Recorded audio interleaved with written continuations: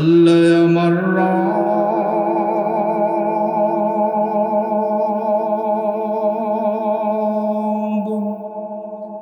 এই রব্বি আমার সব। আল্লাহ আমার রব, এই রব্বি আমার সব। আল্লাহ আমার রব, এই রব্বি আমার সব। দমে দমে তনু মনে তারি অনুভব। আল্লাহ আমার রব, এই রব্বি আমার সব। তোমার দুনিয়াতে আমি যেদিকে তাকাই,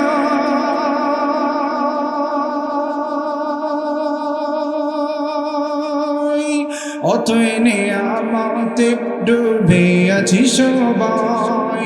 তোমার দুনিয়াতে আমি যেদিকে তাকাই, অতএনে আমাতে ডুবে আছি সবাই। পাক পাখালির সুরে সুরে তসবি কলরব, তসবি কলরব। আল্লাহ আমার রব, এই রব্বি আমার সব। দমে দমে তনু মনে তারি অনুভব। তোমার মদদ পেলে আমি আর না কিছু চাই।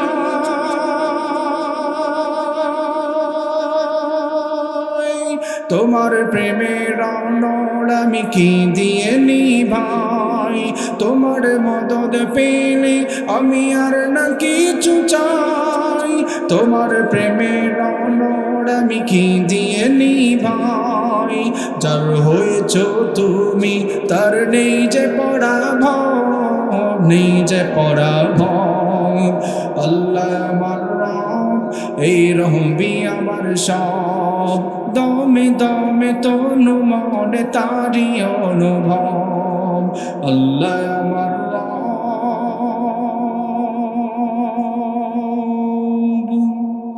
এই রব্বি আমার সব। কোরআন নাজিল করার মাধ্যমে দুনিয়ার মানুষদেরকে জানালেন, এই কোরআন নাজিল করার মাধ্যমে আল্লাহ সমস্ত কিছুর সমাধান দিয়েছেন। রাষ্ট্র কেমন ভাবে চালাবেন আল্লাহ কোরআনের মধ্যে বর্ণনা করেছেন। সমাজ ব্যবস্থা কেমন ভাবে চালাবেন আল্লাহ কোরআনের মধ্যে বর্ণনা করেছেন। আপনি আপনার ওয়াইফকে কেমন ভাবে চালাবেন আল্লাহ কোরআনের মধ্যে বর্ণনা করেছেন। দুনিয়া কেমন ভাবে কিয়ামত হবে আল্লাহ বর্ণনা করেছেন। বিশ্বনবী সাল্লাল্লাহু আলাইহি ওয়াসাল্লামের কাছে মানুষরা হাজির হয়ে প্রশ্ন করত, ইয়া রাসূলুল্লাহ, কিয়ামত কবে হবে আপনি আমাদেরকে জানায়া দেন। আল্লাহর নবী বললেন, ও সাহাবায়ে কেরাম, কিয়ামত কবে হবে একমাত্র জানেন আল্লাহ। কিন্তু কিয়ামত হওয়ার আগে সমাজের মধ্যে যখন 15টি খারাপ অভ্যাস বেড়ে যাবে, 15টি খারাপ অভ্যাস বেড়ে যাবে, আল্লাহর নবী বললেন, ফালিয়ারতাকিবুহু ইনদা যালিকা রিহান হামরা, ওই মানুষদের উপর অগ্নিবায়ু চালু করবেন। হসফান আও মাসখাট, মানুষদের চেহারা বিকৃত হয়ে যাবে। সাহাবায়ে কেরাম আমার নবীকে প্রশ্ন করল, মা হুন্না ইয়া রাসূলুল্লাহ, সেই 15টি খারাপ অভ্যাস সম্পর্কে আপনি জানায়া দেন। আল্লাহর নবী বললেন, 1 নাম্বার উম্মত ধ্বংস হওয়ার অন্যতম একটা বিশেষ কারণ হলো ইদা কানাল মাগনামু দুআলা, এমন একটা জমানার মধ্যে মানুষগুলি উপনীত হয়ে যাবে যেই জমানার মানুষরা রাষ্ট্রের ক্ষমতা পাওয়ার পর তারা রাষ্ট্রের মাল ধন সম্পদ চুরি করা শুরু করে দিবে। রাষ্ট্রের ধন সম্পদের কোনো পরোয়া করবে না। আপনি তাকায় দেখবেন আমাদের দুনিয়ার বর্তমান রাজনৈতিক ব্যবস্থা এমন হয়ে গিয়েছে, যারাই রাষ্ট্রের ক্ষমতা যায় তারাই চুরি করে টাকা পাচার করে। এই রকম টাইপের রাজনীতি আমাদের সমাজে আছে না নাই? আল্লাহর নবী বললেন, ওই সময় মানুষদের উপর গজব নাজিল হবে।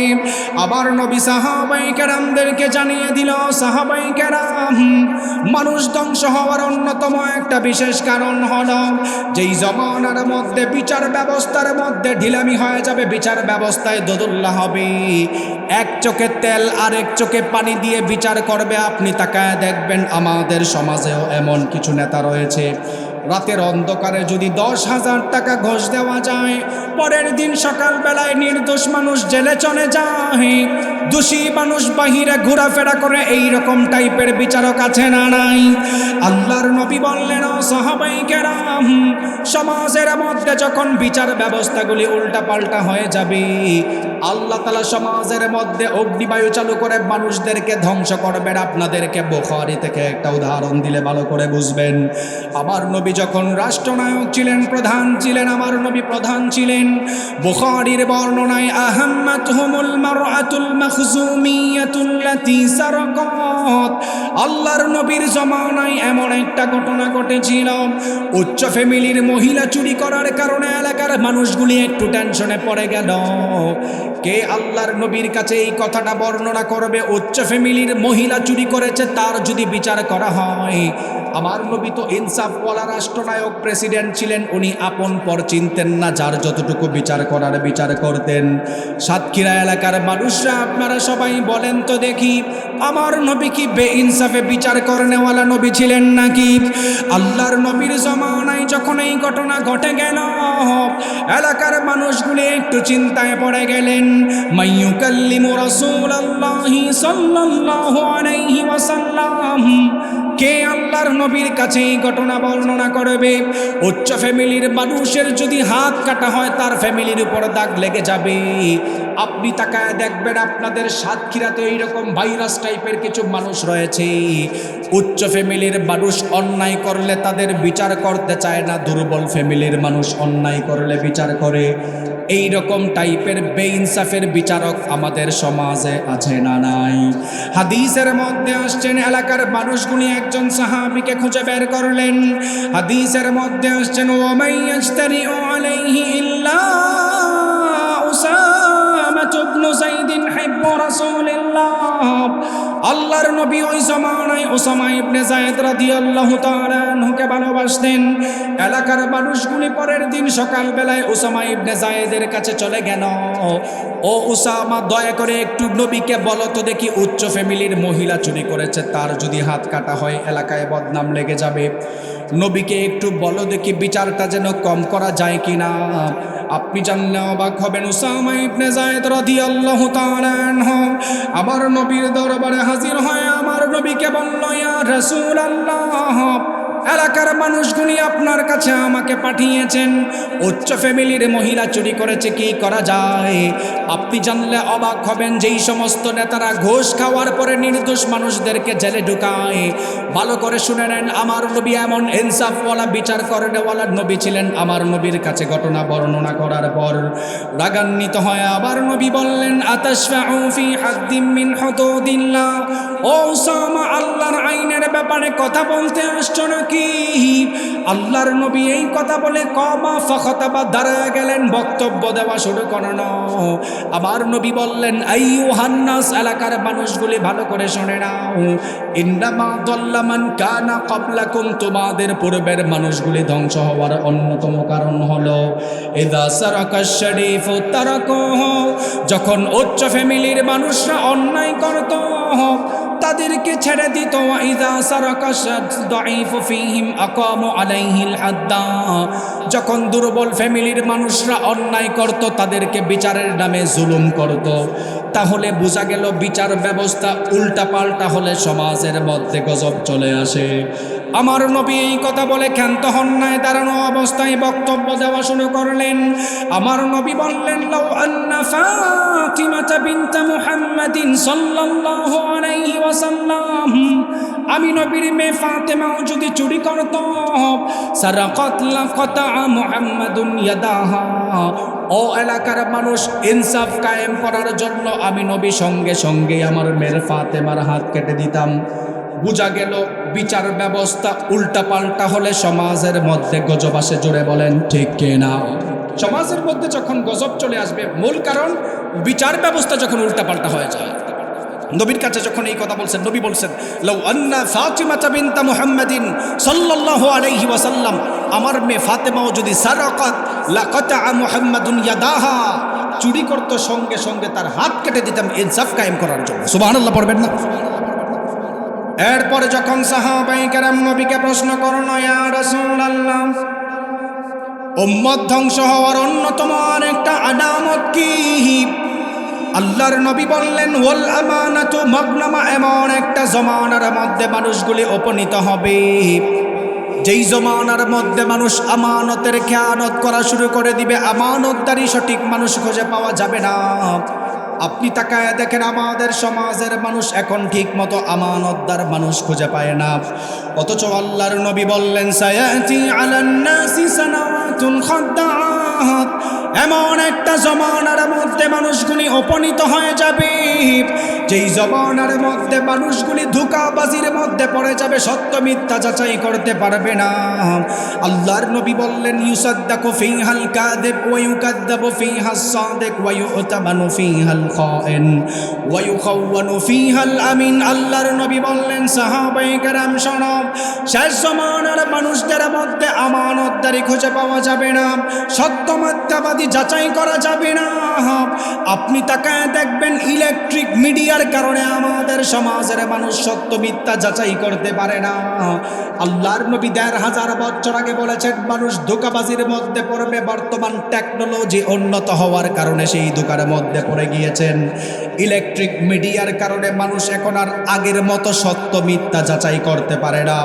ভুয়া নিউজ শুনে মানুষগুলি মানুষদের উপর জুলুম করে, এমন মানুষ আছে না নাই?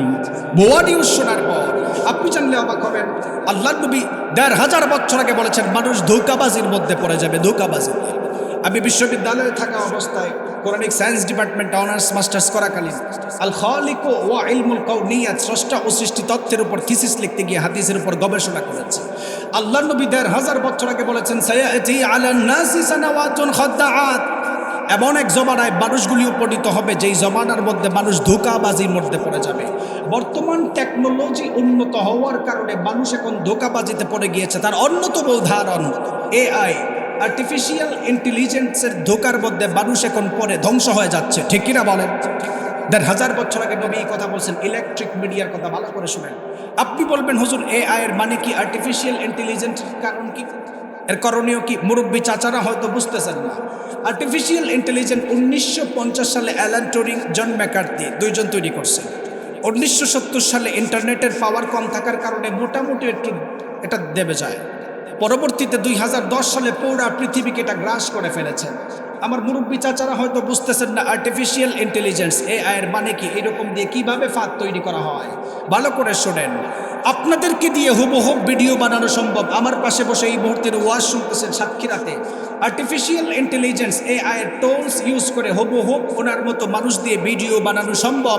উনি সাতক্ষীরা সদরে আজকে রাত্রে বোমা মারছেন, নাউজুবিল্লাহ। এরকম ভিডিও বানানো সম্ভব। এর অন্যতম উদাহরণ দিই, রমজানের আগে গাজীপুরের এক ১৩ বছরের মেয়ে আত্মহত্যা করেছে। ১৩ বছরের মেয়ে আত্মহত্যা করার কারণ কি?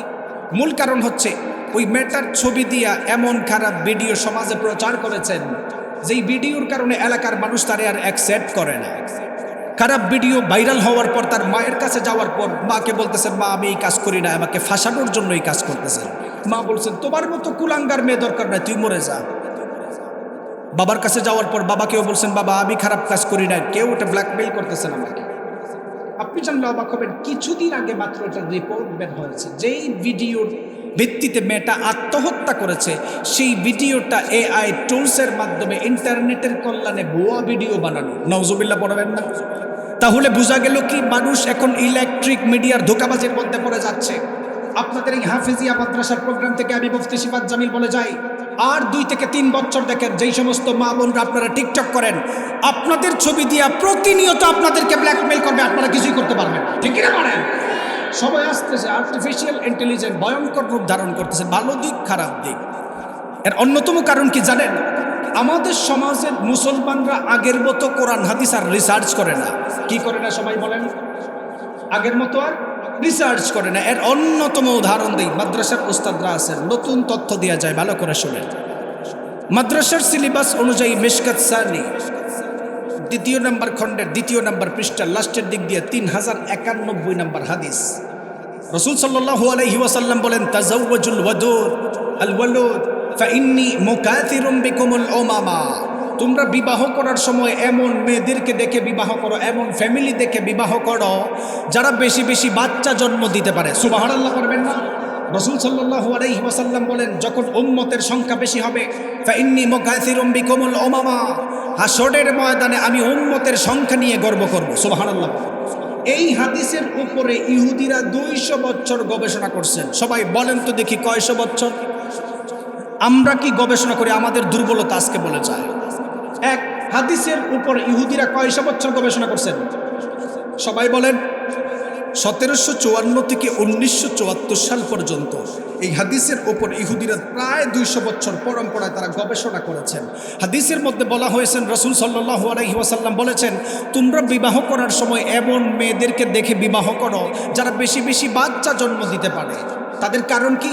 তারা 1754 সালে তারা গবেষণা করেছেন, শেষ জমানায় যখন ধর্মযুদ্ধ লেগে যাবে, মুসলমানদের সংখ্যা যদি বেড়ে যায় তাহলে তাদের সঙ্গে যুদ্ধ করে পারা যাবে না। মুসলমানদের সংখ্যা যদি বেড়ে যায় যুদ্ধ করে পারা যাবে না। আপনাদের এই সাতক্ষীরাতে জন্ম নিয়ন্ত্রণের ভূত আছে না নাই? কম আওয়াজ শোনা যায়, আছে না নাই? জন্ম নিয়ন্ত্রণের ভূত আল্লাহর কসম করে বলে যায়, একটি হলে ভালো হয়, দুটির বেশি নয়। এটা দাজ্জালীয় স্লোগান। এগুলো আপনাকে ধোঁকা দেওয়া হচ্ছে, ধোঁকা দেওয়া। 1754 সালে তারা গবেষণা করছেন, উপমহাদেশের মানুষ নবীকে জানের চাইতে বেশি ভালোবাসে। নবীকে বেশি ভালোবাসতে গিয়ে যদি হাদিসের উপর আমল করে বেশি বেশি বাচ্চা জন্ম নিবে, আউলাদ নিবে, তাহলে শেষ জমানায় মুসলমানদের ধর্মের সংখ্যা বেড়ে যাবে, সংখ্যার দিক দিয়ে মানুষ বেড়ে যাবে, তাদের সঙ্গে যুদ্ধে পারা যাবে না। 200 বছর গবেষণা করে তারা প্রায় 2700 প্রকারের প্রোডাক্ট বানিয়েছেন। কতশো প্রকার? 2700 প্রকার। 1974 সালে ইউনাইটেড স্টেট অফ আমেরিকার কুখ্যাত পররাষ্ট্রমন্ত্রী হেনরি কিসিঞ্জার 200 পৃষ্ঠার থিসিসের মধ্যে 17 নম্বর পেজের মধ্যে তুলে ধরেছেন, এই 2700 প্রকারের প্রোডাক্ট যেই সমস্ত দেশের মধ্যে বেশি বেশি চলাফেরা করবে, বেশি বেশি বিক্রি হবে, ইউজ করবে, ওই সমস্ত সমাজের ওই সমস্ত দেশের মহিলারা বাচ্চা জন্ম দেওয়ার ক্ষমতা কমে যাবে। নাউজুবিল্লাহ পড়বেন না? তাদের গবেষণায় এই সমস্ত 2700 প্রকারের প্রোডাক্ট যারা বেশি বেশি সেবন করে ওই পুরুষের স্পার্ম দুর্বল হয়ে যায়, বাচ্চা জন্ম দেওয়ার ক্ষমতা কমে যায়। 2700 প্রকারের প্রোডাক্টের মধ্যে লিস্টে কি আসছে জানেন? 1 নম্বর ইসরায়েলি পণ্য মিনারেল ওয়াটার, ইসরায়েলি পণ্য ঘি, ইসরায়েলি পণ্য আয়োডিনযুক্ত লবণ। এইরকম 2700 প্রকারের প্রোডাক্ট বানায় আপনার মধ্যে ছেড়ে দিয়েছেন, যেটা ছাড়া আপনি চলতেই পারেন না। তাদের গবেষণায় এইগুলা যারা বেশি বেশি সেবন করবে তাদের বাচ্চা জন্ম নেওয়ার ক্ষমতা কমে যাবে। তারা 200 বছর আগেও জানতো আপনাদের সাতক্ষীরা এলাকার মধ্যে কিছু লোভী দোকানদার থাকবে, আটানা লাভের কারণে ইসরায়েলি পণ্য বিক্রি করে এরকম কুলাঙ্গার দোকানদার আছে না নাই? আটানা লাভের কারণে তারা 200 বছর আগে চিন্তা করছেন মুসলমান লোভী হয়ে যাবে, তাদেরকে পায়তারা করার দেওয়ার দরকার। তারা প্রোডাক্ট বানায় মানুষদের জন্ম নিয়ন্ত্রণ করার পায়তারা করেছেন। আপনি জানলে অবাক হবেন, 2024 সালের নিউজ, ইউনাইটেড স্টেট অফ আমেরিকার বিখ্যাত গবেষণাগার পিও, যারা মানুষ নিয়ে গবেষণা করে, সংখ্যা নিয়ে গবেষণা করে, ধর্মের সংখ্যা নিয়ে গবেষণা করে, তারা জানিয়েছেন কোরআন হাদিস রিসার্চ করে এত পরিমাণ কনভার্টেড মুসলিম প্রত্যেক দিন হচ্ছে। এটার ধারাবাহিকতা যদি 2060 সাল পর্যন্ত যায়, অটোমেটিকলি মুসলমানদের সংখ্যা অটোমেটিক বেড়ে যাবে। সুবহানাল্লাহ পড়বেন না? শুধু কোরআন হাদিস গবেষণা করার ফলে প্রত্যেক দিন ইহুদি খ্রিস্টান মুসলমান হয়। নবীর হাদিস পড়ে, মাদ্রাসার ছাত্রদেরকে আপনারা যারা ডিনাই করেন, কোরআনের আয়াত পড়ে ইহুদি মুসলমান হয়ে যায়। সুবহানাল্লাহ পড়বেন না? তাহলে আমাদের গবেষণায় দুর্বলতা আছে না নাই?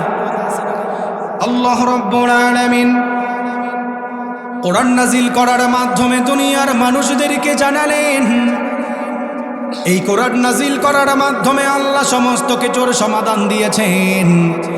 কেমন ভাবে আপনি চলাফেরা করবেন, কোরআনকে প্রশ্ন করেন, কোরআন আপনাকে সুন্দরভাবে জবাব দিবে। এত কিছু পাওয়ার পর আমাদের সমাজের মানুষগুলি কোরআন পাওয়ার পর কোরআন মানে না, মাদ্রাসা শিক্ষাকে ব্যাঙ্গের ছাতা বলে গালি দেয়, ওলামায়ে কেরামদেরকে কাঠমোল্লা বলে গালি দেয়।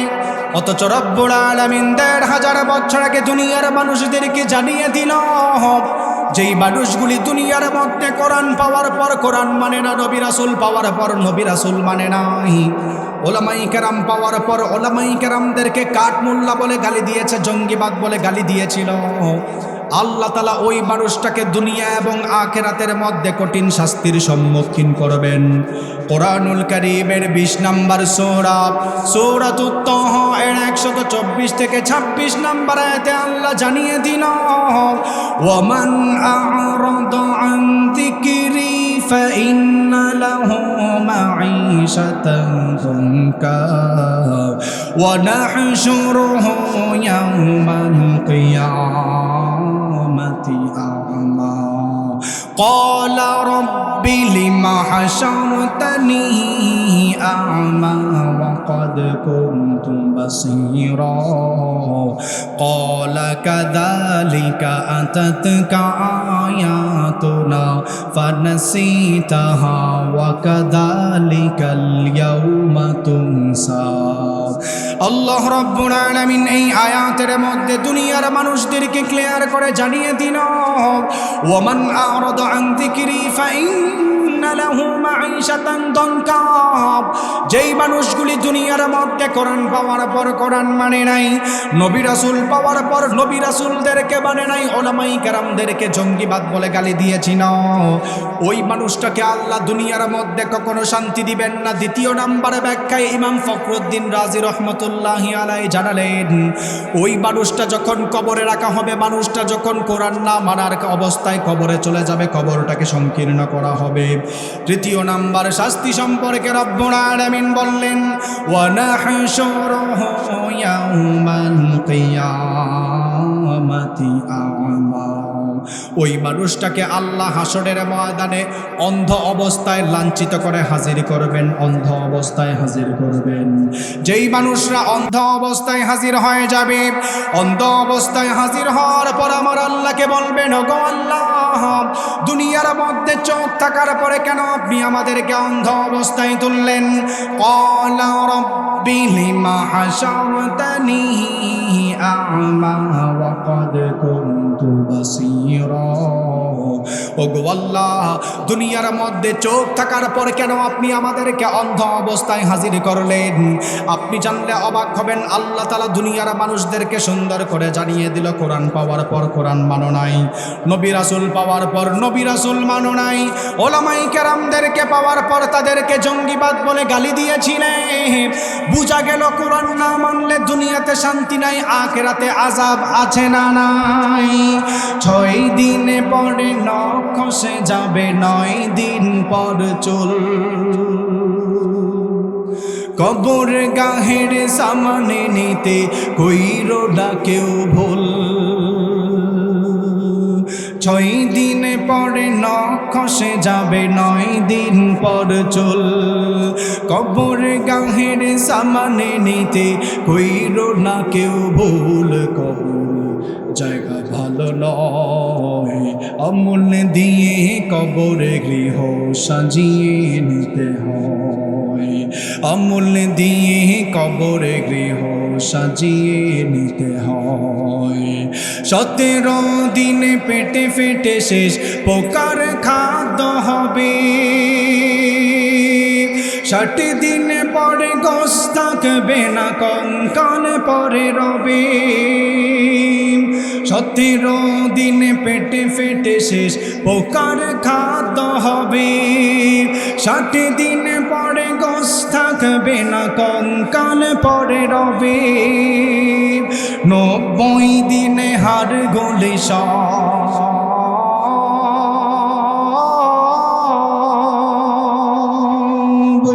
90 দিনে হাড় গলে সব আলাদা হয়ে রয়। কবর জায়গা ভালো নয়, আমল দিয়ে কবরে গৃহ সাজিয়ে নিতে হয়।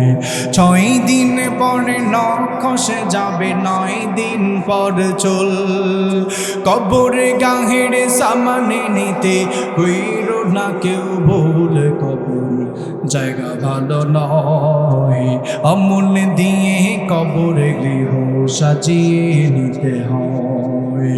দেহের চেয়ে অহম বড়, লোভ লালসার পাহাড়, হিংসায় জ্বলে বিবেকে তোমার নফসের কালো আহার।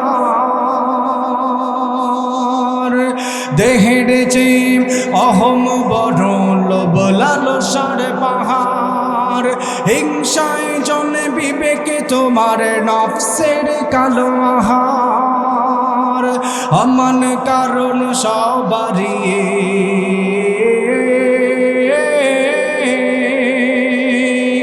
অমন কারণ সবারই পরিণতি পরিচয় কবর জায়গা ভালো নয় আমল দিয়ে কবরে গৃহ সাজিয়ে নিতে হয় ঠিক কিনা বলেন যেই মানুষগুলি দুনিয়ার মধ্যে কোরআন পাওয়ার পর কোরআন মানে নাই নবী রাসূল পাওয়ার পর নবী রাসূলদেরকে মানে নাই আল্লাহ ওই মানুষটাকে হাসরের ময়দানে অন্ধ অবস্থায় হাজির করবেন অন্ধ অবস্থায় হাজির হওয়ার পর আমার আল্লাহকে বলবেন গো আল্লাহ কি কারণে আপনি আমাদেরকে অন্ধ অবস্থায় হাজির করলেন আল্লাহ বলবেন দুনিয়ার মানুষ ভালো করে শুনে নাও দুনিয়ার মধ্যে কোরআন পাওয়ার পর কোরআন মানে নাই আপনি যদি চিন্তা করেন সেদিন আল্লাহর সামনে অস্বীকার করবেন আল্লাহ আমি তো দুনিয়ার মধ্যে ভালো কাজ করেছি কিছু কিছু মানুষ সেদিন আল্লাহকে বলবেন আল্লাহ আপনি যে আমার জাহান্নামে দিবেন আপনার ফেরেশতা ভুল লিখছে নাউজুবিল্লাহ পড়বেন না কিছু কিছু নাফরমানি এরকম থাকবে আল্লাহ সেদিন আপনার জিন্দেগীর প্রত্যেকটা নিয়ামত দিয়ে আপনাকে পরীক্ষা করবেন প্রত্যেকটা নিয়ামত দিয়ে আপনাকে প্রমাণ দিবেন আপনি জানলে অবাক হবেন দুনিয়ার মানুষের শরীরে আল্লাহ যেই নিয়ামত দিয়েছেন সেটা গণেও শেষ করা সম্ভব না দুনিয়ার শরীরের মানুষের শরীরে যেই পরিমাণ নিয়ামত আছে আপনার হিউম্যান বডির মধ্যে যেই রকম নিয়ামত আছে গণেও শেষ করা সম্ভব না এর অন্যতম আর একটা উদাহরণ দেই আল্লাহ তাআলা আমাদের ব্রেইনের মধ্যে 86 বিলিয়ন নিউরন দিয়েছেন বলেন তো দেখি কত বিলিয়ন 86 বিলিয়ন নিউরন কেন বললাম আল্লাহ তাআলার দেওয়া আল্লাহ তাআলার নিয়ামত মানুষ গণেও শেষ করতে পারবে না জাস্ট আপনার ব্রেইনের হিসাব নেন দুনিয়ার মানুষ চলা সহজ করার জন্য আল্লাহ ব্রেইনের মধ্যে 86 বিলিয়ন নিউরন দিয়েছেন সাতক্ষীরার মানুষ যদি চিন্তা করে আমাদের জিন্দেগির 86 বিলিয়ন নিউরন আমরা গণতে থাকব কোনো মানুষ যদি প্রতি সেকেন্ডে একটা করে নিউরন গণে বলেন তো দেখি প্রতি সেকেন্ডে কয়টা আরো জোরে একটা কোনো মানুষ যদি প্রতি সেকেন্ডে একটা করে নিউরন গণতে যায় তাহলে 1 বিলিয়ন নিউরন গণতে গেলে ওই মানুষের জিন্দেগি থেকে 32 বছর সময় চলে যাবে সুবহানাল্লাহ বলবেন না এখন আপনারা যদি বলেন হুজুর 1 বিলিয়ন আমাদের দ্বারা না আমরা সাতক্ষীরার মানুষ 3 বিলিয়ন গণব কোনো মানুষ যদি প্রতি সেকেন্ডে 1 2 3 এভাবে 3 বিলিয়ন নিউরন গণতে যায় প্রতি সেকেন্ডে একটা করে তাহলে ওই মানুষটার জিন্দেগি থেকে 3 বিলিয়ন নিউরন গণতে গেলে 32 বছর সময় অতিবাহিত হয়ে যাবে সুবহানাল্লাহ পড়বেন না 86 বিলিয়ন নিউরন গণতে গেলে আপনার জিন্দেগিতে কয়বার জন্ম নেওয়া লাগে আপনি চিন্তা করেন আমাদের ব্রেইনে আল্লাহ তাআলা 86 বিলিয়ন নিউরন দেওয়ার মধ্যে একটা সেল দিয়েছেন এক্সচেঞ্জ সেন্টার আমি যে কথা বলতেছি আপনার সন্তানকে কেন আপনি মাদ্রাসায় পড়াবেন ভালো করে শুনে নেন আমাদের ব্রেইনের মধ্যে আল্লাহ তাআলা একটা নিউরন দিয়েছেন এক্সচেঞ্জ সেন্টার একটা সেল আছে যেটার কারণে আমি কথা বলতেছি পাস করতেছেন আপনারা কথা শুনতেছেন এটা টাচ করার কারণে ঠান্ডা লাগতেছেন আমার সেন্সর কর্টেক্স কাজ করতেছে একটা নিউরন ছোট্ট একটা নিউরন মানুষ কথা বলার সময় এটা কাজে লাগায় আপনি যে কথা এখন আমার কথা শুনতেছেন সেটা আপনার কাজ করতেছেন আল কোরআন অ্যান্ড মডার্ন সায়েন্সের লেখক দাবি করেন মানুষের ব্রেইনের যেই সেল কার্য সম্পাদনের ক্ষেত্রে ব্যবহার হয় এটা কথা বলার সময় কাজ করার সময় এত পরিমাণ হিট হয় এটাকে ঠান্ডা পানি দিয়ে ঠান্ডা করার প্রয়োজন সুবহানাল্লাহ বলবেন না আল কোরআন অ্যান্ড মডার্ন সায়েন্সের লেখক দাবি করেন এই এক্সচেঞ্জ সেন্টার ছোট্ট একটা সেলকে যদি দুনিয়ার যন্ত্রাংশে ইলেকট্রিক ডিভাইসে পরিণত করতে চায় তাহলে 100 তলা 6টা বিল্ডিংয়ের সমান জায়গা লাগতো আল্লাহু আকবার বলেন আপনার ব্রেইনে ছোট্ট একটা সেল আল্লাহ দিয়েছেন কাজ করার জন্য সেটাকে যদি দুনিয়ার ইলেকট্রিক ডিভাইসে পরিণত করা হয় তাহলে 100 তলার 6টা বিল্ডিংয়ের সমান জায়গা লাগবে এটাকে ঠান্ডা করার জন্য পানির প্রয়োজন আপনি জানলে অবাক হবেন কেন আপনার সন্তানকে মাদ্রাসায় পড়াবেন কেন আপনার সন্তানকে কোরআন শিক্ষা দিবেন কেন নামাজ পড়াবেন আজান দিলে আমরা নামাজে যাই কি যাই না আরো জোরে বলেন আপনি তো চিন্তা করেন 5 ওয়াক্ত নামাজ পড়তেছেন সাতক্ষীরাতে আপনার টেনশন নাই আপনার 5 ওয়াক্ত নামাজ নিয়ে ওই ইহুদি খ্রিস্টানরা চক্রান্ত করে উদাহরণ দিয়ে শোনেন পাকিস্তানের বিখ্যাত এক ডক্টর বাজুজ্জামান উসমানী উনি ইউরোপের এক ইউনিভার্সিটির মধ্যে ফিজিওথেরাপির উপর শিক্ষা নেওয়ার জন্য গিয়েছেন ইউরোপের ইউনিভার্সিটিতে ফিজিওথেরাপির উপর শিক্ষা নিতে গিয়ে উনি বড় বড় যদি 2 জন ডক্টর চার্লস ফাকনার স্মিথ অ্যান্ড্রিস গুগলে সার্চ করবেন খুঁজে পাবেন ওনাদের কাছে গিয়েছেন একজন মুসলিম ডক্টর ফিজিওথেরাপি শিক্ষা নেওয়ার জন্য বিখ্যাত ডক্টর মাজেজ্জামান উসমানী যখন দুইজন বড় বড় ডক্টরের কাছে যায় শিক্ষা নেওয়ার জন্য, সেখানে দেখে সারা পৃথিবীর মানুষ তাদের কাছে যায় চিকিৎসা নেওয়ার জন্য। কোমরের ব্যথা, হাঁটুর ব্যথা, উচ্চ রক্তচাপ আমাদের আছে না নাই? কোমরের ব্যথা আছে না নাই? মাথার ব্যথা আছে না নাই? আমাদের সমাজে আছে। পাকিস্তানের বিখ্যাত ডক্টর মাজেজ্জামান উসমানী দাবি করেন ইউরোপিয়ানরা, ইহুদি খ্রিস্টানরা, তাদের বড় বড় ডক্টররা তাদের প্রায় শরীরের 17 থেকে 18 প্রকারের রোগের কোনো চিকিৎসা করার ক্ষেত্রে তারা ঔষধ দেয় না, তারা মুসলিম ধর্মের নামাজের ব্যায়াম শিক্ষা দেয়। সুবহানাল্লাহ বলেন। আল্লাহ তাআলা বলেন ক্বাদ আফলাহাল মুমিনুন, successful indeed are the believers আল্লাযীনা হুম ফি সালাতিহিম খাশিউন। কোন মানুষ যদি খুশু খুদুর সাথে নামাজ পড়ে জান্নাতুল ফিরদাউসের ওয়াদা দিয়েছেন কে? আরো জোরে বলেন। বর্তমান আধুনিক টেকনোলজির জমানায় আয়াতের ব্যাখ্যা করেন, তাফসীরে ইলমি, ইজাজে ইলমির আলোকে আয়াতের ব্যাখ্যা করে দেখেন। বর্তমান মেডিকেল সায়েন্সও দাবি করে কোন মানুষ যদি নিয়মিত 5 ওয়াক্ত নামাজ ঠিকমতো পড়তে পারে 17 থেকে 18 প্রকার রোগের কোনো ঔষধই লাগবে না। সুবহানাল্লাহ পড়বেন না? কোরআন শিক্ষার দরকার আছে না নাই? এই মাদ্রাসার মধ্যে সন্তান দেওয়ার দরকার আছে না নাই? আমাদের সমাজের কিছু উচ্চ শিক্ষিত মানুষ আছে, মাদ্রাসা শিক্ষা, কোরআন শিক্ষা, ওলামাই কেরামদেরকে দেখলে ব্যাঙ্গের ছাতা বলে গালি দেয়, কাঠমোল্লা বলে গালি দেয়, এরকম টাইপের মানুষ আছে না নাই? আছে। এর অন্যতম উদাহরণ দিয়ে ভালো করে শুনেন কেন কাঠমোল্লা বলে গালি দেয়। মাদ্রাসাওয়ালাদেরকে দেখলে মানুষ কেন নাক ছিটকায়? এটা শেখ হাসিনা করে যায়নি, এর আগের সরকারে করে নাই। এই মাদ্রাসাওয়ালা এবং মাদ্রাসায় যেন সন্তান না পড়ান, এটার পিছনে প্রায় 3 থেকে 400 বছর আগের পায়তারা হয়েছেন। কতশো বছর? 400 বছর। আমাদের সমাজের কিছু উচ্চ শিক্ষিত মানুষ আছে বাহিরের দেশে পড়াশোনা করে, কোটটাই পরে বাংলাদেশে আসার পরে বলে কোরআন হাদিস পরে দুনিয়ার মানুষ আধুনিকতা জানবে না, এদেরকে আর পড়ানোর দরকার নাই। এরকম মানুষ আছে না নাই?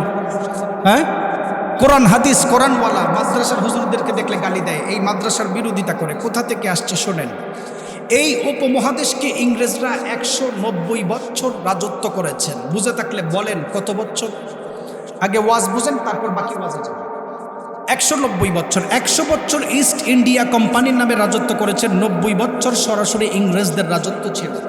190 বছর রাজত্ব করার আগে বাংলাদেশ সহ সাবকন্টিনেন্টাল দেশ সারা পৃথিবীর মধ্যে প্রায় আমরা 7 নম্বর ধনীতে ছিলাম। কত নাম্বার? তাহলে বোঝা গেল ইংরেজরা আসার আগে আপনার বাপদাদা, আমাদের বাপদাদা 7 নম্বর ধনী ছিল, 7 নম্বর ধনীর লিস্টে ছিলাম। ইংরেজরা চলে যাওয়ার পর আমরা গরিবদের লিস্টেও নাই। বর্তমান গবেষকদের লেখা অনুযায়ী দেখা যায় ইংরেজরা ওই জমানায় এত পরিমাণ টাকা চুরি করেছেন, এত পরিমাণ মুসলিম নবাবদের টাকা চুরি করেছেন, বর্তমান বাজার রেট অনুযায়ী 47 ট্রিলিয়ন ডলার তারা ওই সময় চুরি করে নিয়ে গেছে। নাউজুবিল্লাহ। আমাদেরকে গরিব বানানোর পায় তারা। ইংরেজদের কমান্ডারকে প্রশ্ন করা হয়েছিল উপমহাদেশ এত উন্নত কিভাবে হলো? তাদের গবেষণায় আল কোরআন ওয়াল মুস্তাশরিকুন খুলে দেখেন, তাদের গবেষণায় আছে এই উপমহাদেশ উন্নত হওয়ার পিছনে মূল কারণ ছিল কোরআন এবং সুন্নাহ। সুবহানাল্লাহ পড়বেন না? তারা চিন্তা করেছেন কোরআন এবং সুন্নাহর কারণে যদি দেশ উন্নত হয় তাহলে এটাকে ধ্বংস করার দরকার। 1803 সাল 1902 সালে তারা চক্রান্ত করেছেন। কিছু কিছু উচ্চ শিক্ষিত মানুষ, আমি জানি আপনাদের সাতক্ষীরার মানুষ শিক্ষিত মানুষ, আসলে এত কম মানুষ দেখে আমার মন ভেঙে গেছে। আমার অধিকাংশ মাহফিলে মানুষ থাকে অনেক, যারা অনলাইনে আমাকে চিনে সেটা ভালো করে জানে। তো আপনাদেরকে বলি যারা এখানে আছেন নতুন জিনিস শুনে যান। কিছু কিছু উচ্চ শিক্ষিত মানুষ আছে Oxford university, Toronto university, Boston ইউনিভার্সিটিতে পড়াশোনা করে আসার পর আইসা বলে বাংলাদেশে হুজুরদের কাছে যাওয়াই যাবে না। আছে না না এরকম? 1803 সালে বই লিখেছেন, 1902 সালে বই লিখেছেন origin of Muhammadan jurisprudence, aspect of Islamic civilization, mister Arberry Nicholson, an introduction to Islamic law, Muhammadan law, Joseph Schacht, Goldziher, ইহুদি ব্যক্তি বই লিখছেন কতশো বছর আগে? কতশো বছর?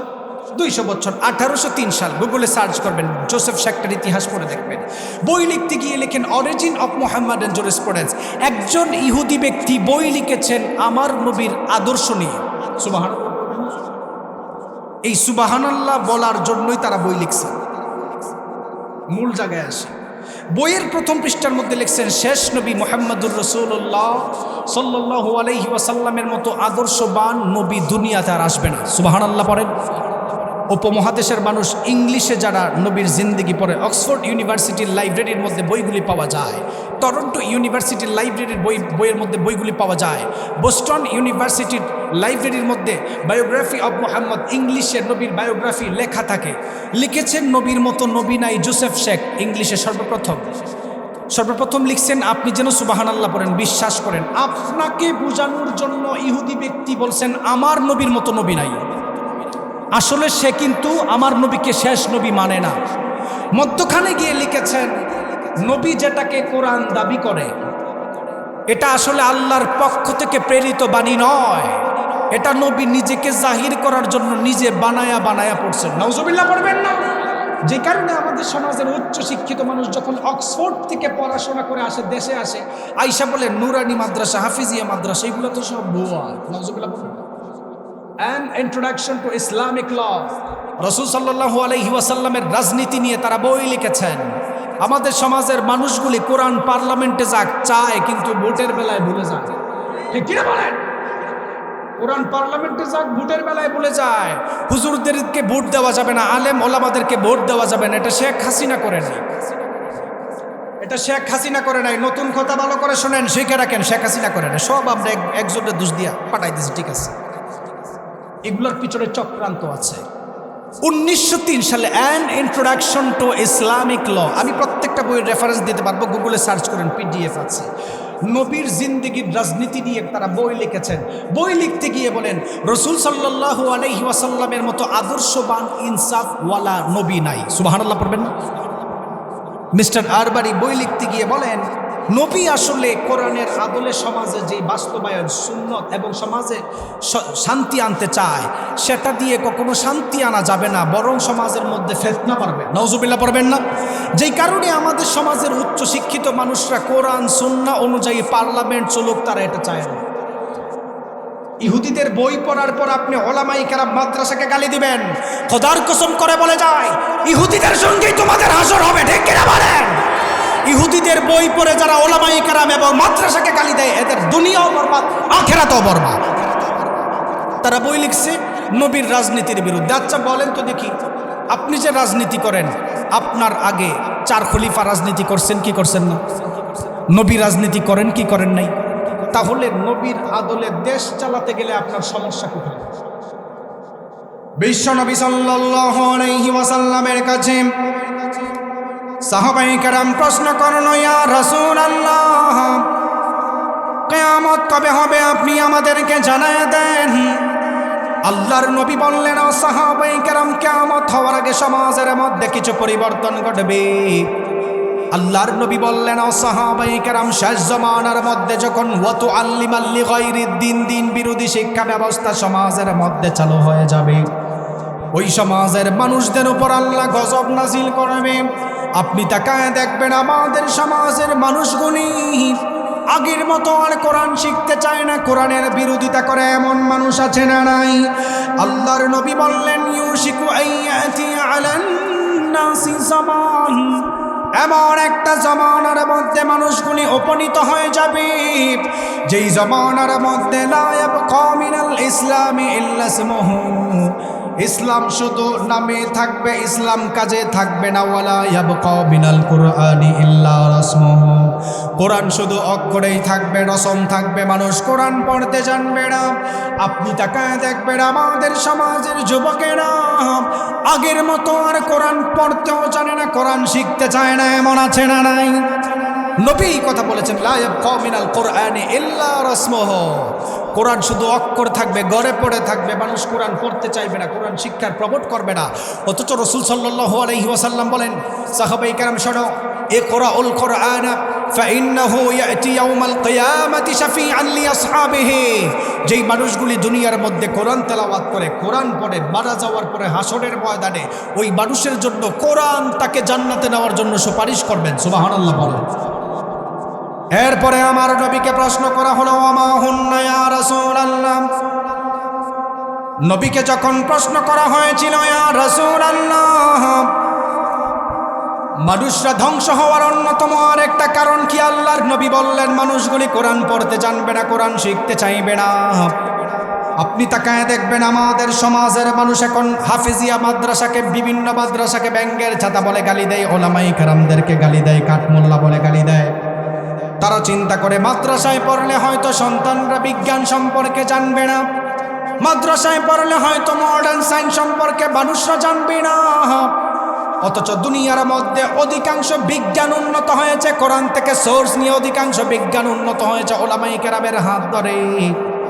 আপনাদেরকে উদাহরণ দিলে ভালো করে বুঝতে পারবেন, এই দুনিয়ার সবচাইতে বড় চিকিৎসা বিজ্ঞান যেই উন্নত, এটাও একজন আলেমের মাধ্যমেই এসেছেন। জুড়ে বলেন সুবহানাল্লাহ। একজন আলেমের মাধ্যমে পৃথিবীতে সর্বপ্রথম চিকিৎসা বিজ্ঞানের আলো ফুটেছে। সুবহানাল্লাহ। আপনারা যারা চিন্তা করেন মাদ্রাসায় সন্তানদেরকে পড়ালে হয়তো তারা দুনিয়ার আধুনিকতা জানবে না, তাহলে পৃথিবীর সবচাইতে বড় সভ্যতা চিকিৎসা বিজ্ঞান, ঠিক কিনা বলেন? আপনি আপনার সিভিলাইজেশন সম্পর্কে জানেন না। দ্য এন্ডিউরিং লেগাসি অফ মুসলিম সিভিলাইজেশনের আলোকে কথা বলতেছি। এই হাফিজিয়া মাদ্রাসায় আজকে যারা পাগড়ি পাইছেন তাদের দিয়ে কোন সম্ভাবনা আসছে ভালো করে শোনেন। এই পৃথিবীতে সর্বপ্রথম শল্য চিকিৎসা তৈরি করছেন একজন বড় আলেম। সুবহানাল্লাহ পড়বেন না? স্পেনের বড় একজন মুহাদ্দিস, যাকে মুহাদ্দিসুদ্দাহার ওয়ান নাহার ওয়াল বাহার আবুল কাসিম আল জাহরাবি নামে পরিচিত। সুবহানাল্লাহ পড়েন। আবুল কাসিম আল জাহরাবি রহমতুল্লাহ আলাইহি সর্বপ্রথম যখন চিকিৎসা বিজ্ঞান উন্নত করেছেন, চিকিৎসার বই লেখা শুরু করেছেন, 30 খণ্ডের বই লিখেছেন। ওই জমানায় উনি 250 দাঁতের যন্ত্রের ট্রিটমেন্ট বানাইয়া গিয়েছেন। এখনো পর্যন্ত আমাদের সমাজের মানুষ ওই আদলেই দাঁতের ট্রিটমেন্ট করে। সুবহানাল্লাহ। একজন আলেম, মাদ্রাসার ছাত্র ছিলেন, মুহাদ্দিসুদ্দাহার ছিলেন। আবুল কাসিম আল জাহরাবি রহমতুল্লাহ আলাইহি চিকিৎসা বিজ্ঞানের উপর বই লিখছেন 30 খণ্ড। ওনার কাছে যখন মানুষরা বিভিন্ন ধরনের চিকিৎসার জন্য যেত, উনি প্রেসক্রিপশন লিখতেন বিসমিল্লাহ দিয়ে। সবাই বুঝে থাকলে বলেন তো দেখি কি দিয়ে প্রেসক্রিপশন দিতেন? আরো জোরে বলেন। ল্যাটিনদের জমানা আসার পর, মুসলিম সভ্যতা ডাউনে যাওয়ার পর আবুল কাসিম আল জাহরাবি রহমতুল্লাহি আলাইহির বিসমিল্লাহকে বাদ দিয়ে এখন প্রেসক্রিপশনের কর্নারে RX লেখা দেয়। আছে না নাই? প্রেসক্রিপশনের কর্নারে RX আছে না নাই? আজকে বাড়িতে গিয়ে দেখবেন প্রেসক্রিপশনের কর্নারে RX দেওয়া হয়। কেন দেওয়া হয়?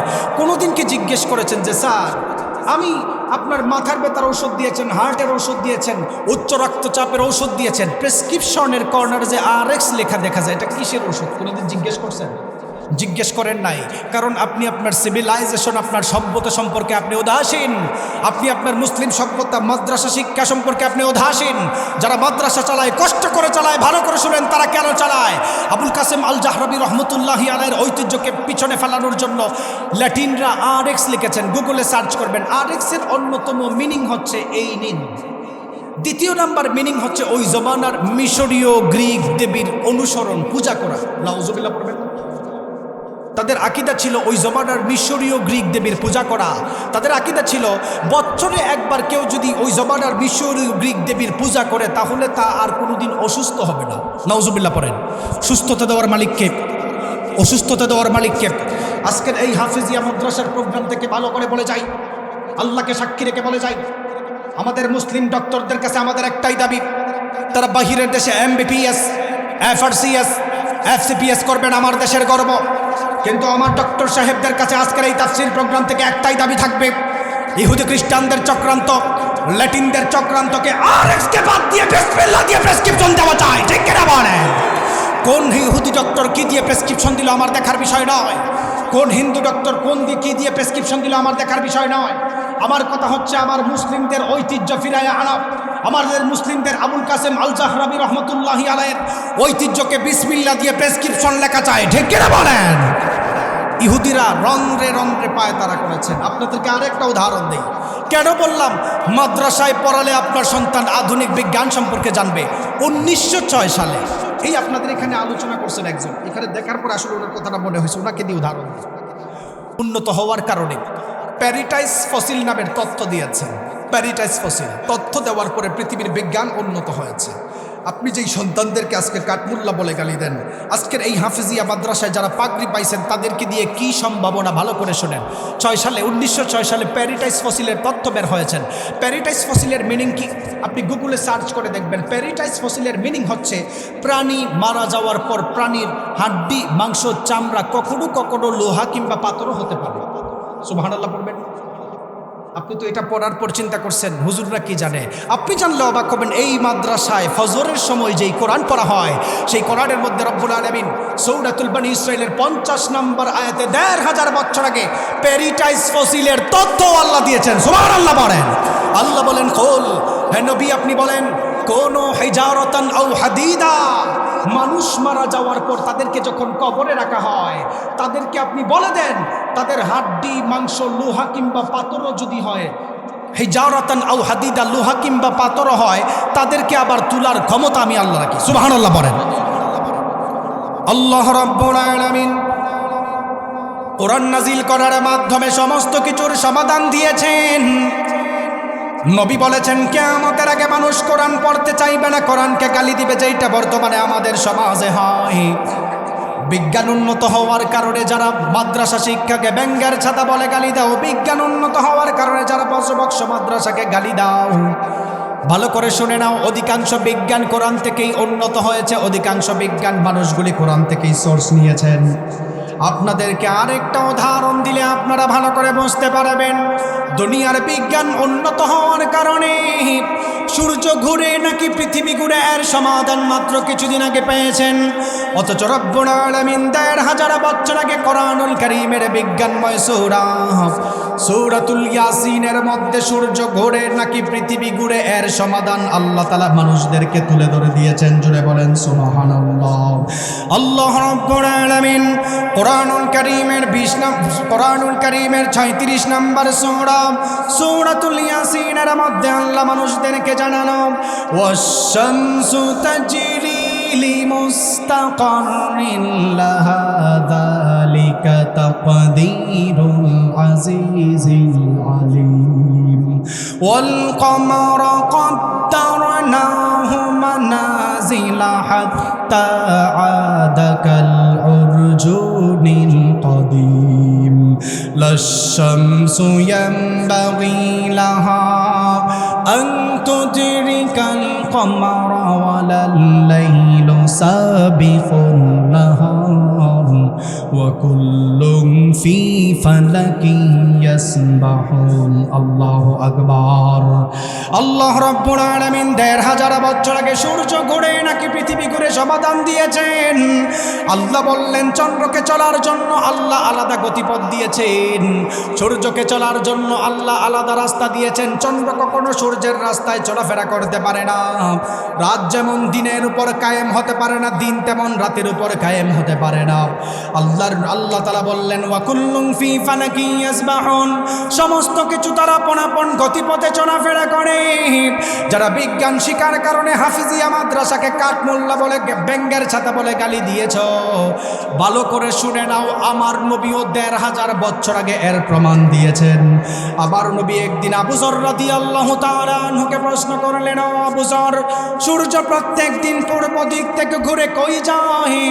আবু যর রাদিয়াল্লাহু তাআলা আনহু আমার নবীকে বলল, ইয়া রাসূলুল্লাহ, আমার চাইতে আল্লাহ এবং আল্লাহর রাসূল এর জবাব ভালো দিতে পারবেন। আপনি জানলে অবাক হবেন। আমার নবী বললেন, আবু যর, সূর্য প্রত্যেক দিন পূর্ব দিক থেকে ঘুরে গিয়ে পশ্চিম দিকে আল্লাহর কুদরতি পায়ে সেজদা দিয়ে পড়ে থাকে। সুবহানাল্লাহ বলেন। সূর্য প্রত্যেক দিন পূর্ব দিক থেকে ঘুরে গিয়ে পশ্চিম দিকে আল্লাহর কুদরতি পায়ে সেজদা দেয়। আল্লাহকে বললেন, আল্লাহ আপনি যদি অনুমতি দেন আবার উদিত হবে। আল্লাহর নবী ১৫০০ বছর আগে এই কথা বলছেন। মানুষ শুনে নাও, সায়াতি আলান নাসি জামান, এমন এক জমানায় মানুষ উপনীত হবে যেই জমানায় সূর্য ঘোরার অনুমতি পাবে না, কিয়ামতের আগে পশ্চিম দিকে উদিত হবে। তাহলে মাদ্রাসা শিক্ষার দরকার আছে না নাই? আরো জোরে বলেন, আছে না নাই? রসুল যে ১৫০০ বছর আগে বলছেন মানুষ কোরআন পড়বে না, কোরআন শিখতে চাইবে না, কোরআন সম্পর্কে ধারণা নাই। আপনাদেরকে আরেকটা উদাহরণ দেই। আমাদের সমাজের মানুষ বিজ্ঞান উন্নত হওয়ার কারণে হুজুরদেরকে গালি দেয়। আরেকটা উদাহরণ দেই, ভালো করে শোনেন। আপনার সন্তানকে কেন মাদ্রাসায় পড়াবেন? আপনার সন্তানকে কেন মাদ্রাসার এনভায়রনমেন্টের মধ্যে রাখবেন? আপনার সন্তানকে কেন আপনি মাদ্রাসার পরিবেশের মধ্যে রাখবেন? নিজে এই তাফসীরুল কোরআন মাহফিলে বসার ফায়দা কি? আধুনিক ব্যাখ্যা শোনেন। আমাদের হুজুররা মাদ্রাসায় নুরানি যেহেতু পড়ায়, অল্প আমলে নাজাতের জরিয়া হয়। আমরা এটা শুনি কি শুনি না? শর্টকাটে জান্নাতে যাওয়ার একটা আমল বলে যাই আপনাদেরকে। শর্টকাটে জান্নাতে যাওয়ার, ৬০ বছর জিন্দেগিতে শর্টকাট একটা আমল করলে মানুষ নিশ্চিত জান্নাতে যাবে। এর উদাহরণ দেই। ১৫০০ বছর আগে নবী বলেছেন অল্প আমলের নাজাতের জরিয়া হয়। এর ব্যাখ্যা দেন। সবাই একটু যারাই আছেন একটু কষ্ট করে দুইটা হাত তুলেন, একটু কষ্ট করে দুইটা হাত তুলেন, বোঝার জন্য বলতেছি। আমরা এই মুহূর্তে ধরে নিলাম আমাদের অ্যাভারেজ জিন্দিগি হচ্ছে ৬০ বছর। কত বছর? আরো জোরে বলেন। ৬০ বছর। হাতের নামান। ওয়াজ শুনলে কাজ হবে না, জাস্ট কয়েকটা কথা বুঝেন, বুঝলে আপনার লাইফ পরিবর্তন হতে পারে। আমি বিশ্বাস করি কোনো মানুষ যদি তার ৬০ বছর জিন্দিগির হিসাব রাতের বেলায় চিন্তা করে, ওই মানুষ আর পাপ করতে পারবে না। ঠিক কিনা বলেন? আমরা ধরে নিলাম আমাদের জিন্দিগির অ্যাভারেজ বছর কত বছর। এই যে আজকে এত বড় তাফসিরুল কোরআন মাহফিলে মানুষ মাত্র কয়েকজন, আজকে যদি গান বাজনা হতো হাজার হাজার মানুষ হতো এখানে। ঠিক কিনা বলেন? মানুষ ধরতো না, স্টেজ ভাঙতো, এত পরিমাণ মানুষ। আবার কিছু কিছু মুরব্বীদেরকেও দেখা যাইতো, বলতো আমার কোমরে বান দিয়া ধর, ভালো করে দেখি। আছে না নাই? কিন্তু তাফসির প্রোগ্রামে মানুষ কম। ভালো করে শুনেন, অল্প আমলে নাজাতে জোরে ধরে নিলাম আমাদের জিন্দেগির অ্যাভারেজ বছর হচ্ছে ৬০ বছর। কত বছর? কোনো মানুষ দুলনা থেকে মৃত্যু পর্যন্ত যদি ৬০ বছর হায়াত পায়, দুলনা থেকে মৃত্যু পর্যন্ত ৬০ বছর জিন্দিগিতে কোনো মানুষ যদি প্রত্যেক দিন একটা কাজ ১ ঘন্টা করে কন্টিনিউ করে, ওই মানুষের জিন্দিগি থেকে ৬০ বছরে প্রত্যেক দিন একটা কাজ ১ ঘন্টা করে করার জন্য ২.৫ বছর চলে যায়। বুঝে থাকলে বলেন কত বছর? বর্তমান আধুনিক মেডিকেল সায়েন্সের দাবি অনুযায়ী কোনো মানুষ যদি সুস্থ থাকতে চায় ন্যূনতম ৮ ঘন্টা ঘুমানোর প্রয়োজন।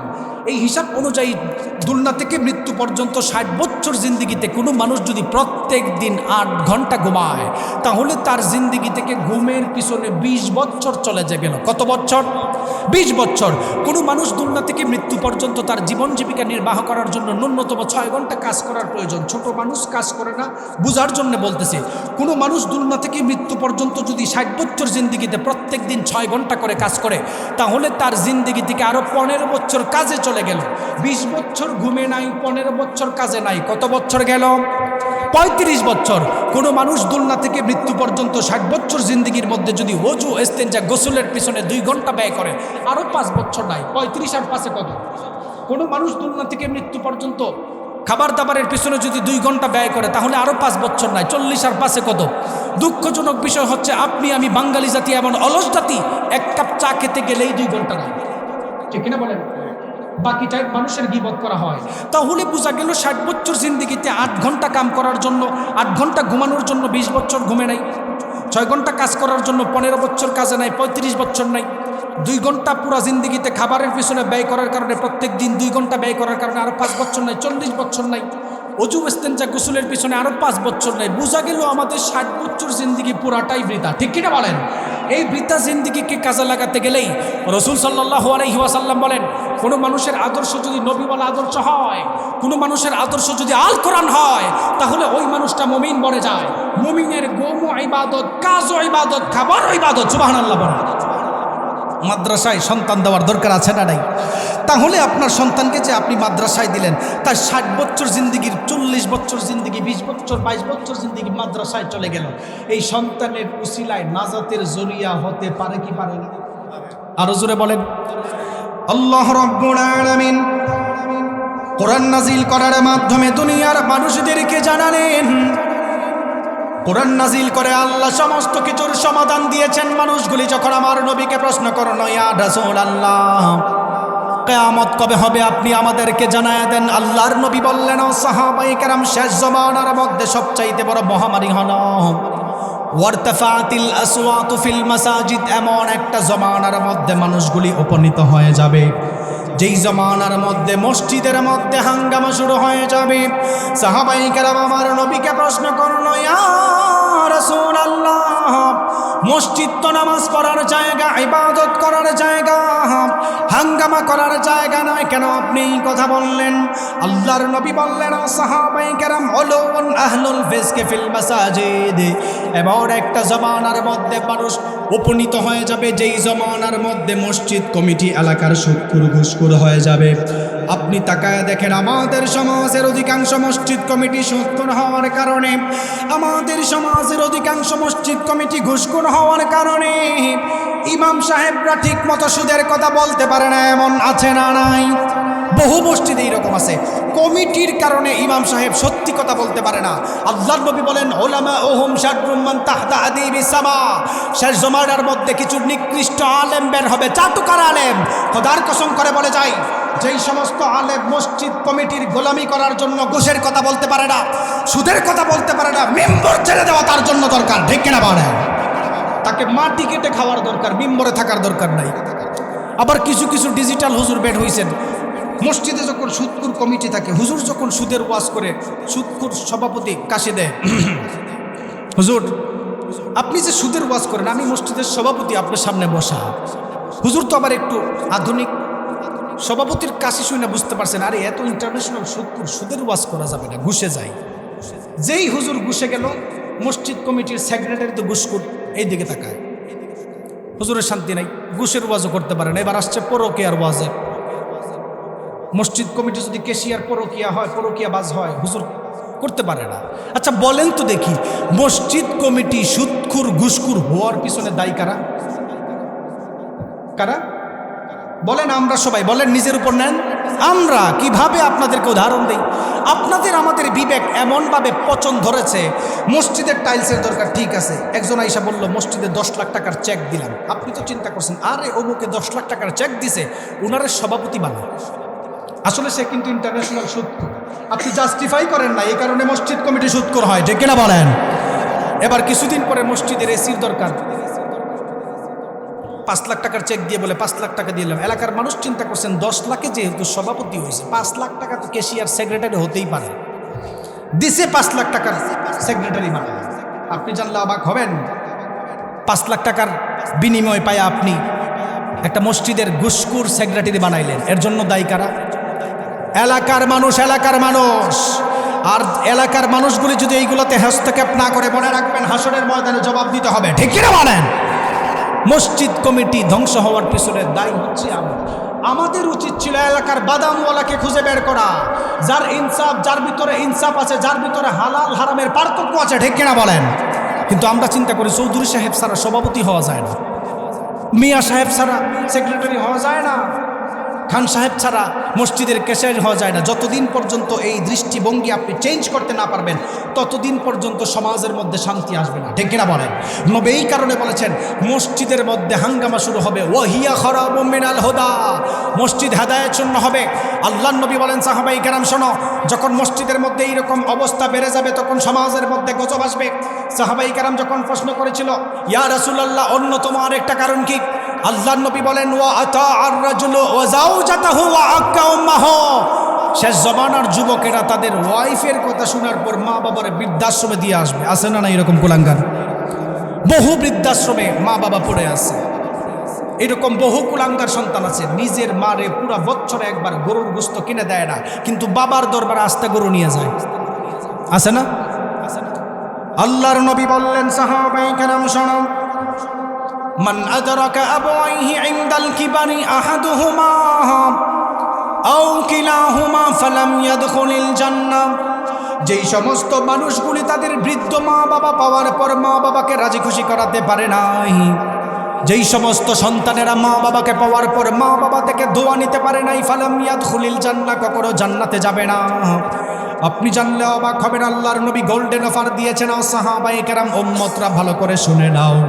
আবার নবী বলেছেন, যেই মানুষগুলি বৃদ্ধ মা বাবা পাওয়ার পর বৃদ্ধ মা বাবাকে রাজি খুশি করাতে পারলো, বৃদ্ধ মা বাবাকে রাজি খুশি করাতে পারলো, আল্লাহ তার উপর খুশি হয়ে যায়, সুবহানাল্লাহ পড়েন। আবার নবী বললেন, সাহাবায়ে কেরাম, যেই সমস্ত মানুষগুলি তাদের বৃদ্ধ মা বাবার দিকে প্রতিদিন একবার যদি নেক নজরে তাকায়, একটা কবুল হজের সওয়াব আল্লাহ বান্দার আমল নামায় লিখে দেয়। এক সাহাবী আবার নবীকে বলল, ইয়া রাসূলুল্লাহ, একবার তাকানোর কারণে যদি একটা কবুল হজের সওয়াব হয়, তাহলে কোনো মানুষ যদি তার মা বাবার দিকে 100 বার তাকায়, কয়টা কবুল হজের সওয়াব হবে? আল্লাহর নবী বললেন, ও সাহাবায়ে কেরাম, কোনো মানুষ যদি তার বৃদ্ধ মা বাবার দিকে প্রতিদিন 100 বারও তাকায়, 100টা কবুল হজের সওয়াব আল্লাহ তাআলা ওই বান্দার আমল নামায় আল্লাহ লিখে দেয়। জোরে বলেন সুবহানাল্লাহ।